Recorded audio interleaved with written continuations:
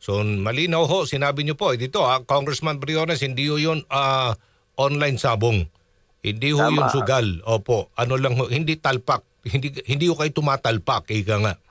Ay, hindi. Wala tayong GCash, wala tayong Aha. money, online money transfer. Hindi tayo marunong noon. So, yun yung nangyari na hindi ko naman akalain na magiging napakalaking issue. Opo. At pinaliwanag naman natin ang ating parte. Opo. Are you willing to, kayo ba ay makikipag-cooperate kung sakasakaling meron pong investigation na gagawin po dito? I-disclose nyo ba yung link ng video na yan? Opo, para malinaw po at ma-i-depensa ang inyong sarili? Oo, Okay.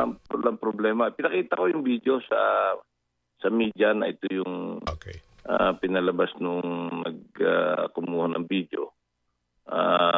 Na hindi naman talaga online. Kaya malinis ang konsensya natin.